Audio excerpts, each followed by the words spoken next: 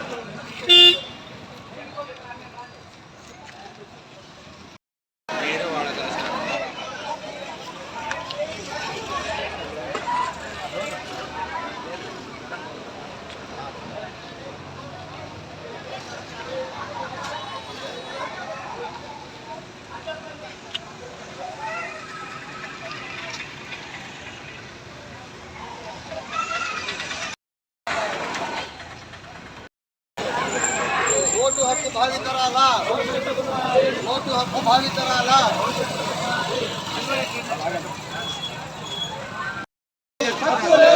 Vote లేదు vote లేదు vote హక్కు భావితరాల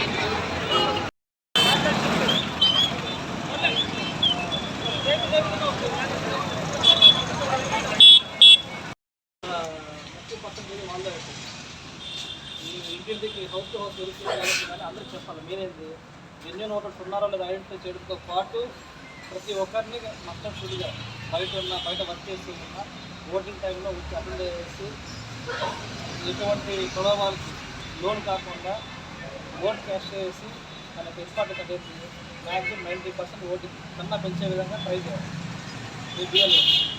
అదేవిధంగా కొత్త ఓటర్స్ ఎన్రోల్ చేశారు. అదే చాలామంది 30 years 40 years అయినా కానీ ఎన్రోల్ చేసుకోవాలి ఎందుకులే అనేసి.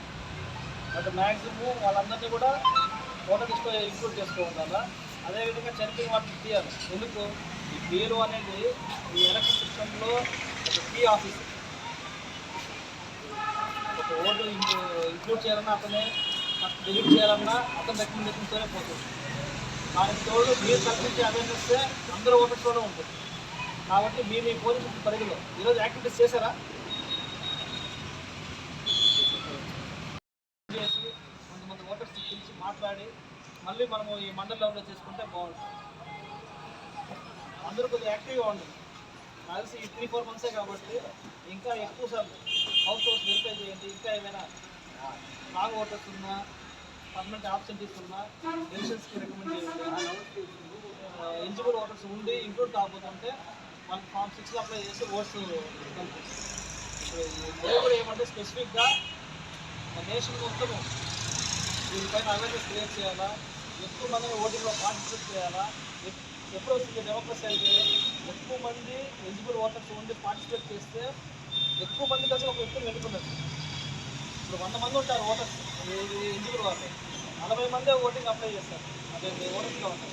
ఇప్పుడు ఆ 40 మంది ఈ రిమైనింగ్ 60 మంది యొక్క ప్రాతినిధ్యాన్ని కూడా ఇండైరెక్ట్గా చెప్తారు.